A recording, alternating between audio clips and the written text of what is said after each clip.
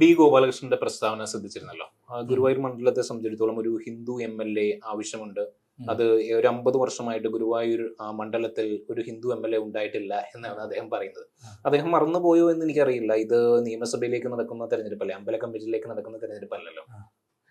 അത് ഈ ബി ഗോപാലകൃഷ്ണൻ മാത്രമല്ല, കേരളത്തിലെ ഒട്ടുമിക്ക BJP പ്രവർത്തകരും പുതിയൊരു പ്രൊപ്പഗണ്ടയായിട്ടാണ് ഇറങ്ങിയിരിക്കുന്നത്. ഒന്ന്, കഴിഞ്ഞ 10 കൊല്ലമായിട്ട് ഇവിടെ LDF ഭരണമാണ്. ഒരു തവണയും കൂടെ LDF വരട്ടെ എന്നാണ് പറയുന്നത്. കാരണം LDF വന്നാൽ അതിനകത്ത് മുസ്ലിം പ്രാതിനിധ്യം കുറയും മന്ത്രിമാരുടെ സ്ഥാനത്ത്.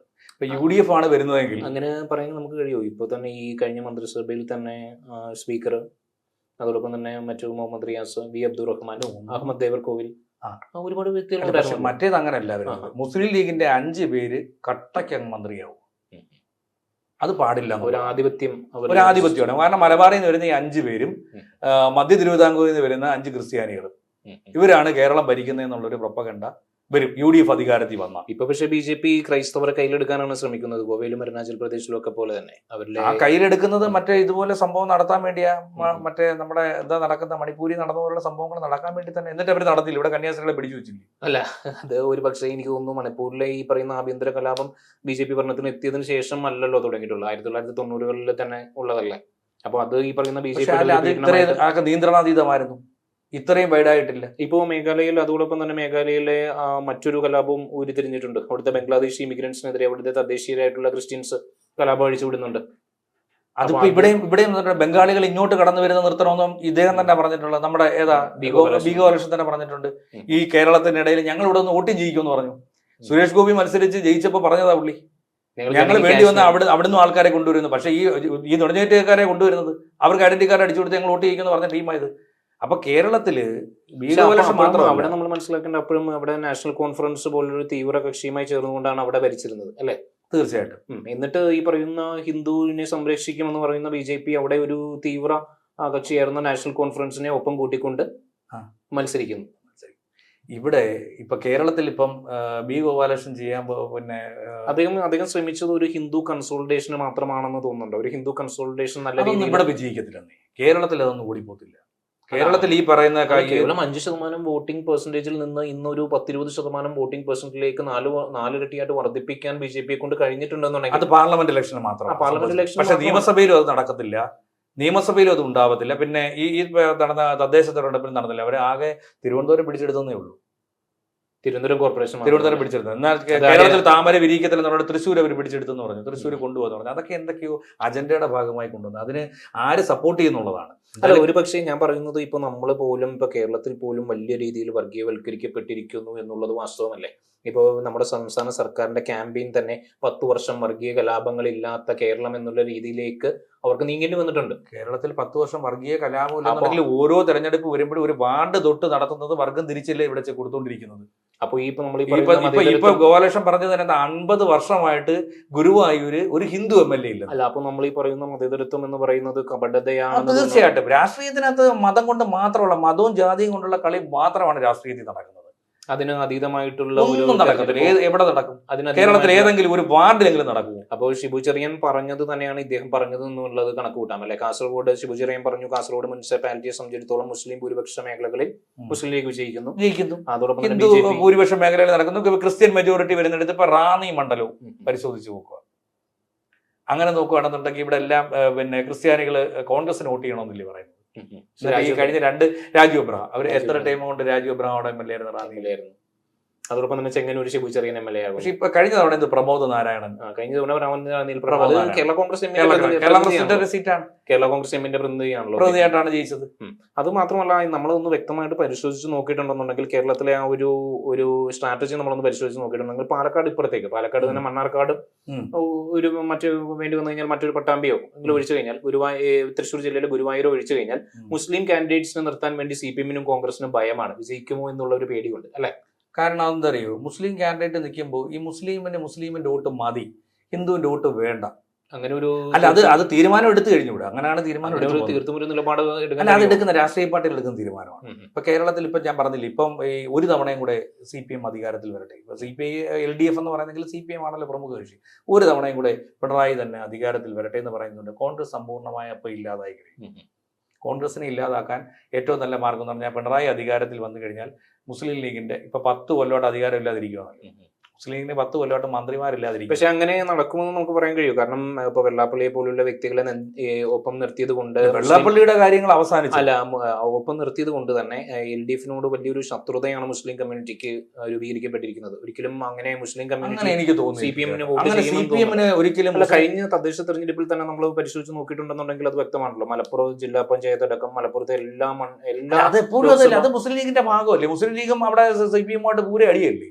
അല്ല, അങ്ങനെ നമുക്ക് പറയാൻ കഴിയില്ലല്ലോ. എന്നാലും ഈ ഒരു സാമ്പാർ മുന്നണി എന്നുള്ള രീതിയിൽ വി അബ്ദുറഹ്മാൻ ഉപയോഗിച്ചുകൊണ്ടും PV അൻവർ ഉപയോഗിച്ചുകൊണ്ടും ഒക്കെ CPM PV അൻവർ പോയി പല തട്ടങ്ങളും പൊളിച്ചിട്ടുള്ളതാണല്ലോ. പക്ഷേ ഈ തദ്ദേശ തെരഞ്ഞെടുപ്പിൽ മുസ്ലിം ലീഗിന്റെ ഒരു വലിയൊരു ആധിപത്യമല്ലേ നമ്മൾ കാണുന്നത്. അല്ല, അവിടെ മുസ്ലിം ലീഗിന്റെ ആണ്. കാസർഗോഡ് വരെ മുസ്ലിം ലീഗിന്റെ ആധിപത്യമുണ്ട്. കണ്ണൂരൊക്കെ CPM-ന്റെ കോട്ടയായതുകൊണ്ടും പിന്നെ കുറച്ചൊക്കെ പിടിച്ചു നിൽക്കില്ല. പക്ഷേ നമ്മൾ ഇപ്പോൾ തൃക്കരിപ്പൂർ മണ്ഡലം പരിശോധിച്ച് നോക്കിയാലും കാഞ്ഞങ്ങാട് മണ്ഡലം പരിശോധിച്ച് നോക്കിയാലും അത്യാവശ്യം മുസ്ലിം പോപ്പുലേഷൻ ഉള്ള മേഖലയാണല്ലോ. അവിടെ CPM അവിടെ വിജയിക്കുന്നുണ്ട്. ഇപ്പൊ ധർമ്മടമായാലും തലശ്ശേരി അതാ ഞാൻ പറഞ്ഞ അല്ല, മുസ്ലിങ്ങളൊന്നും CPM-ന് വോട്ട് ചെയ്യത്തില്ല എന്ന് പറയുന്നത് തെറ്റായ ഒരു അല്ല. ഒരു വലിയ തോതിലുള്ള ഒരു ശത്രുത രൂപീകരിക്കപ്പെട്ടിട്ടുണ്ട്. CPM BJP-യുമായിട്ട് CPM ഇപ്പൊ BJP-യുമായിട്ട് ടൈപ്പ് നടത്തിയിട്ടുണ്ടെന്നുള്ള ആരോപണവും അത് ഒരുവിധം ശരിയായിരിക്കും. ഇപ്പൊ പാലക്കാട് മണ്ഡലത്തിൽ നമ്മൾ പരിശോധിച്ച് നോക്കിയാലും, അതോടൊപ്പം തന്നെ കാസർഗോഡ് മണ്ഡലത്തിൽ നമ്മൾ പരിശോധിച്ച് നോക്കിയാലും, കാസർഗോഡുള്ള മഞ്ചേശ്വരം മണ്ഡലത്തിൽ നമ്മൾ പരിശോധിച്ച് നോക്കിയാലും അവിടെ SDPI സ്ഥാനാർത്ഥി നിർത്തിയിട്ടുണ്ട്. അപ്പോൾ തന്നെ മുസ്ലിം വോട്ട് വിഭജിക്കപ്പെട്ടു പോകാൻ ചാൻസ് ഉണ്ട്. ഇപ്പം പാലക്കാട് മണ്ഡലത്തിലും മുസ്ലിം വോട്ട് വിഭജിക്കുക ഈ പറയുന്ന NMR ഹോട്ടലിന്റെ മുതലാളി അതോടൊപ്പം തന്നെ കോൺഗ്രസിന്റെ ഇടയിലും ഈ മുസ്ലിം വോട്ട് വിഭജിക്കപ്പെട്ടിട്ട് അവിടെ BJP-ക്ക് ഒരു ജയസാധ്യത ഉണ്ടാക്കാൻ വേണ്ടി CPM ശ്രമിച്ചു എന്നുള്ളതാണ് കോൺഗ്രസിന്റെ നേതാക്കന്മാർ ഇന്നും പറഞ്ഞുകൊണ്ടിരിക്കുന്നത്. ഒരു ഡീൽ ഉറപ്പിച്ചു എന്നുള്ളതാണ് അവർ പറഞ്ഞുകൊണ്ടിരിക്കുന്നത്, നിത്യേന പറഞ്ഞുകൊണ്ടിരിക്കുന്നത്. അതിൽ യാഥാർത്ഥ്യമുള്ളതായിട്ട് തോന്നിയിട്ടുണ്ടോ? തീർച്ചയായിട്ടും അതൊക്കെ ഒരുവിധം ശരിയായ കാഴ്ചപ്പാടും വിലയിരുത്തലും ഒക്കെ തന്നെയാണ്. അങ്ങനെ ഒരു കാഴ്ചപ്പാടിലേക്കാണ് കേരള വരുന്ന തെരഞ്ഞെടുപ്പിനെ നേരിടാൻ പോകുന്നതും അതിന്റെ റിസൾട്ട് വരുന്നതും അങ്ങനെ തന്നെയായിരിക്കും. അതോടൊപ്പം തന്നെ ഞാൻ പറഞ്ഞു വരുന്നത് ഈ BJP-യുടെ നേതാക്കന്മാർ പരസ്യമായിട്ട് വർഗീയത പറയുമ്പോൾ മുസ്ലിം ലീഗിന്റെ നേതാക്കന്മാർ വേറെ എന്താ പറയാനുള്ളത്? അല്ല, എന്തെങ്കിലും ചരിത്രമുണ്ടോ BJP-ക്ക് പറയാൻ? എന്തെങ്കിലും ചരിത്രമുണ്ടോ? എന്ത് ചരിത്രം? ഇപ്പോൾ ഹൈവേ വികസനത്തിന്റെ കാര്യം ഓർക്കുകയാണെങ്കിൽ ഈ ഹൈവേ വികസനം എന്തോ ആര് കൊണ്ടുവന്ന വികസനം? അതോടൊപ്പം തന്നെ UP ഇടപാടുകൾ, ഹൈവേ വികസനം. ഞാൻ ചോദിച്ചത് UP ഇടപാടെന്ന് പറഞ്ഞത് നിൽക്കുന്നത് iOS ആൻഡ്രോയിഡും 2 സോഫ്റ്റ്വെയർ അത് ആരുണ്ടാക്കി കൊടുത്തത്? അമേരിക്കയില്ല, അവരാ നിയന്ത്രിക്കുന്നത്. അല്ല, അത് ഇന്ന് കേരളത്തിൽ ഇന്ത്യയിൽ അങ്ങനെയാണ്. ഞാൻ ചോദിച്ചോട്ടെ, ഇപ്പൊ തൊട്ടപ്പുറത്ത് രാജ്യം കിടപ്പുണ്ടല്ലോ ചൈന എന്തുകൊണ്ട് ഇതിനെ നമുക്ക് കയറ്റാത്ത? ചൈനയിൽ ഒരിക്കലും ജനാധിപത്യം ഇല്ലല്ലോ. ജനാധിപത്യം എന്ന പേരിന് പോലും ഇല്ലല്ലോ. പിന്നെ അതൊരു ഏകപാർട്ടി സംവിധാനമാണല്ലോ. ഇവിടെ പ്രതിപക്ഷമില്ലല്ലോ. അതേപോലെ തന്നെ പക്ഷേ ഞാൻ ചോദിച്ചിട്ടുണ്ട്, അങ്ങനെയാണെന്നുണ്ടെങ്കിൽ ഈ ചൈനയുടെ ഉൽപ്പന്നങ്ങളെല്ലാം നമ്മൾ മേടിച്ച് ഉപയോഗിക്കുന്നത് അമേരിക്കയും മേടിച്ച് ഉപയോഗിക്കുന്നുണ്ട്. അപ്പൊ പിന്നെ ചൈന അങ്ങനെയുള്ള ഞാൻ ചോദിച്ചു, ചൈനയിലെ ടൂറിസം എവിടെ നിൽക്കുന്നു? അല്ല, ഒരു രാജ്യത്ത് ഇവിടുന്ന് ചൈനയിലേക്ക് പോകും നമ്മൾ പറയാം. പക്ഷെ അവരൊരു കാര്യമുണ്ട്, അവരെ സ്വന്തം നിലയിൽ കാര്യങ്ങൾ ചെയ്യുന്നു. അവര് ഗൂഗിളിനെ ആശ്രയിക്കാൻ പോകുന്നില്ല, ആൻഡ്രോയിഡിനെ ആശ്രയിക്കാൻ പോകുന്നില്ല, iOS ഇതെല്ലാം അവിടെ പോയി ഉണ്ടായിക്കൊണ്ട് വരികയും ചെയ്യുന്നുണ്ട് അവർ. അല്ല, ചൈന പോലുള്ള ഒരു ജനാധിപത്യ രഹിതമായിട്ടുള്ള ഒരു രാജ്യം, ജനാധിപത്യ രഹിതമൊന്നും പറയാനൊന്നും പറ്റില്ല. അല്ല, വേറൊരു പ്രതിപക്ഷമില്ലല്ലോ. ഒരു പ്രതിപക്ഷം അവിടെ ഉണ്ടെന്ന് നമുക്ക് പറയാൻ കഴിയും. ഇപ്പൊ കമ്മ്യൂണിസ്റ്റ് എവിടെ ഉണ്ടെങ്കിലും അത് അങ്ങനെ തന്നെ. കമ്മ്യൂണിസ്റ്റ് പാർട്ടി എന്ന് പറഞ്ഞാൽ അങ്ങനെ തന്നെ, അവിടെ വേറെ ആരും ഇല്ല. അല്ല, അങ്ങനെ ഒരു ഏകാധിപത്യ സംവിധാനം. ഇപ്പൊ ഞാനും അർജുനും ഇരിക്കുന്നു, ഞാൻ കമ്മ്യൂണിസ്റ്റ് ആണ്, അർജുനും കമ്മ്യൂണിസ്റ്റ് ആയിരിക്കും, അത്രേ ഉള്ളത്. അതാണ് കമ്മ്യൂണിസ്റ്റ് ആശയം. അങ്ങനെ ഒരു ഏകാധിപത്യ സംവിധാനത്തിൽ നമുക്ക് ഭരിക്കാൻ വളരെ എളുപ്പമായിരിക്കുമല്ലോ സ്വാഭാവികമായിട്ടും. അതില്ലേ കഴിഞ്ഞ കേരളത്തിൽ 10 കൊല്ലം വേറെ പ്രതിപക്ഷമില്ലല്ലോ. ഇവിടെ ഉണ്ടോ? പ്രതിപക്ഷമില്ല. അത് കോൺഗ്രസിന്റെ ഒരു ബലഹീനതയാണ്, അതില്ലാന്ന് പറയാൻ കഴിയുന്നില്ല. അതുപോലെ തന്നെയാണ് ഞാൻ പറഞ്ഞ വരുന്ന തെരഞ്ഞെടുപ്പിലും ഈ പറയുന്ന ജാതിമത സമവാക്യം അത് മാത്രമേ ഓടത്തുള്ളൂ. മുസ്ലിം ലീഗിന്റെ നിലപാട് ഞാൻ പറയാം. അല്ലെങ്കിൽ ഈ 70-80 വയസ്സുള്ള ആൾക്കാരൊക്കെ രാഷ്ട്രീയം കൈകാര്യം ചെയ്യുമ്പോൾ ജാതിയും മതവും വെച്ച് മാത്രമേ കൈകാര്യം ചെയ്യൂ. പുതിയ ജനറേഷൻ ജി സുധാകരൻ തന്നെ അദ്ദേഹത്തിന് മത്സരിക്കണമെന്നുള്ള ഒരു കൊതി തന്നെയാണ് വീണ്ടും അല്ല, അതിന് അദ്ദേഹം ആദ്യമായിട്ട് സന്ദർശിക്കുന്നത് വെള്ളാപ്പള്ളിയാണ്, പിന്നീട് സുകുമാരൻ നായരെയാണ്. ഒരു കമ്മ്യൂണിസ്റ്റുകാരനാണ്, കമ്മ്യൂണിസ്റ്റ് നേതാവാണ്. അദ്ദേഹം സന്ദർശിക്കുന്നത് ഈ 2 കൂട്ടരെ. കാര്യം വെച്ചാൽ അദ്ദേഹം ഇപ്പം മത്സരിക്കുന്നത് CPM പാർട്ടിലല്ല, സ്വതന്ത്രനാണ്. അപ്പൊ പിന്നെ ജാതി മത സ്വഭാവം നമ്മള് കെ സുധാകരൻ തന്നെ അദ്ദേഹത്തിന് എന്തോ പതിവുകൾ പ്രോമിസ് ചെയ്തിട്ടുണ്ട്. ഇല്ലായിരുന്നുണ്ടെങ്കിൽ അദ്ദേഹത്തിന് മുഖ്യമന്ത്രി ആവണം എന്നുള്ളൊരു കൊതിയുണ്ട്. 76 വയസ്സായി അദ്ദേഹം. പിന്നെ VS അച്യുതാനന്ദൻ വരെ അവസാന നാളിൽ വരെ ഭരണപരിഷ്കാര കമ്മീഷന്റെ ചെയർമാൻ ആയിരുന്നു.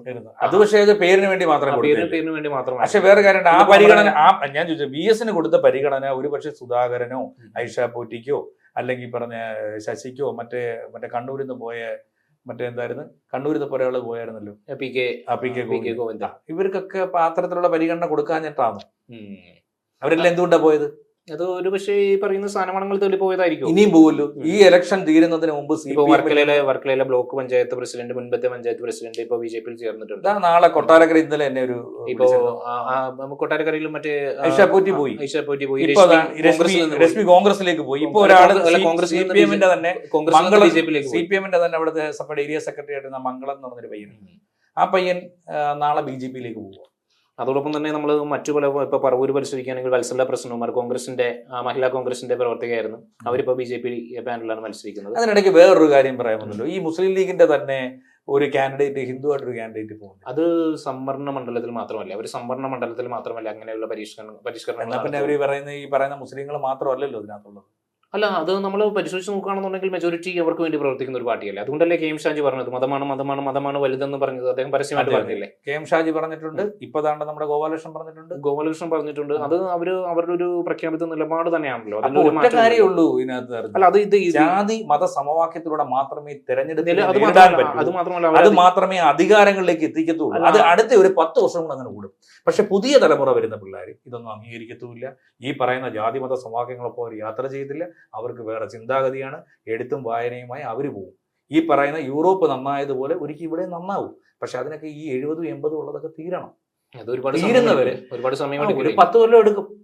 10 കൊല്ലം കൊണ്ട് ഇതൊക്കെ മാറിക്കഴിയും. നമ്മൾ മുസ്ലിം ലീഗിന്റെ ഒരു പ്രസ്താവനകളിലേക്ക് വന്നിട്ടുണ്ടെന്നുണ്ടെങ്കിൽ നമുക്കറിയാം ഹാഗിയ സോഫിയ ഒരു മുസ്ലിം പള്ളിയായിരുന്നു. അത് ഒരു ക്രിസ്ത്യൻ ചർച്ച. അത് പിന്നെ എനിക്ക് ലോകാത്ഭുതങ്ങളില് 7 അത്ഭുതങ്ങളിലെ പോലെ അതൊരു ക്രിസ്ത്യൻ ചർച്ച ആദ്യകാലങ്ങളിൽ മുസ്ലിം പള്ളിയാക്കിയപ്പോൾ അതിനെ അനുകൂലിച്ചുകൊണ്ട് ലേഖനം എഴുതിയാണ് പാണക്കാട് ശിഹാബ് തങ്ങൾ. അതോടൊപ്പം തന്നെ മുഖ്യമന്ത്രിയുടെ അതിപ്പോ ഇവിടെ എല്ലാം ഇപ്പൊ പാലസ്തീനിലെ വിഷയം വരുന്നു. ഈ കിടക്കുന്ന അറബ് രാജ്യങ്ങൾക്കൊന്നും പാലസ്തീനോട് ഒരു സ്നേഹവും ഇല്ല. ഏത് രാജ്യത്തും ഈ കേരളത്തിൽ കിടക്കുന്നവർക്ക് ആ സ്നേഹം. അതോടൊപ്പം തന്നെ മറ്റു ലോകത്തിലെ മുഖ്യമന്ത്രിയുടെ മകളുടേത് വിവാഹമല്ല വ്യഭിചാരമാണെന്ന് പറഞ്ഞിട്ടുള്ള ലീഗിന്റെ നേതാവ് ഉണ്ടായിരുന്നു, നമ്മുടെ അബ്ദുറഹ്മാൻ കല്ലായി എന്ന് പറഞ്ഞിട്ടുള്ള. അതോടൊപ്പം തന്നെ ഈ കഴിഞ്ഞിടയ്ക്കാണ് ഒരു പള്ളി ആക്രമിക്കാൻ പോകുന്നത് എന്ന് പറഞ്ഞുകൊണ്ട് ഒരു ലീഗിന്റെ വനിതാ നേതാവ് ഭീഷണി മുഴക്കുകയും ആളെ കൂട്ടുകയും ചെയ്തിട്ടുള്ള ഒരു വർഗീയ കലാപത്തിന് ശ്രമിക്കുകയും ചെയ്തിട്ടുള്ള ലീഗിന്റെ നേതാവായിരുന്നു.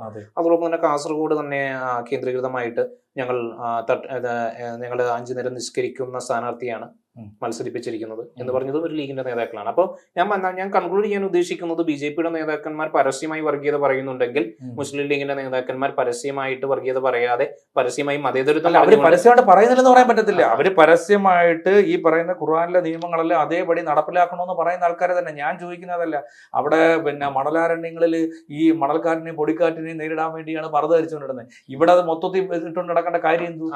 അപ്പൊ വ്യത്യസ്തമായി ജനങ്ങളെ കാണുന്നത്. ഇപ്പൊ ഞാനും അർജുനും ഇതിനപ്പുറത്ത് പർദ്ദ ഇട്ടുകൊണ്ട് ഒരാൾ വന്ന് അത് മുഖം മൊത്തം മറച്ചുകൊണ്ടിരിക്കുമ്പോൾ അത് കാണുമ്പോൾ സ്വാഭാവികമായിട്ടും ഇപ്പുറത്ത് വിഷയങ്ങൾ ഉണ്ടാവത്തില്ലേ? ഇപ്പുറത്ത് അപ്പൊ കാവ്യ ഇട്ടുകൊണ്ട് വന്നിരിക്കണമെന്നില്ലേ, രുദ്രാക്ഷം ധരിക്കണമെന്ന് തോന്നത്തില്ലേ? ഇതൊക്കെ ആരുണ്ടാക്കി വിടുന്നത്? ഇതൊക്കെ ആരുടെ രാഷ്ട്രീയമാണ്? ഇതൊക്കെ ഈ പറയുന്ന പോലെ മതത്തെ ഉപയോഗിച്ചുകൊണ്ട് അത് എന്തിനു വേണ്ടിയത്? അത് ബിസിനസ് മാത്രമാണെന്നേ. ഇതൊക്കെ ഇല്ലാത്ത എത്രയോ മുസ്ലിങ്ങളുണ്ട്. എന്നിരുന്നാലും വരുന്ന തെരഞ്ഞെടുപ്പ് ഹിജാബും വേണ്ട നടക്കുന്ന മുസ്ലിങ്ങളില്ലേ? എന്നിരുന്നാലും വരുന്ന തെരഞ്ഞെടുപ്പുകളിൽ ജാതിക്കും മതത്തിനും അതീതമായിട്ട് ഓരോ സ്ഥാനാർത്ഥികൾ തെരഞ്ഞെടുക്കപ്പെടട്ടെ എന്ന് നമുക്ക് പ്രത്യേകിച്ചുള്ള കുറെ നാളത്തേക്ക് അങ്ങനെ സ്വപ്നം കാണാനേ ഉള്ളൂ. നടക്കൂല.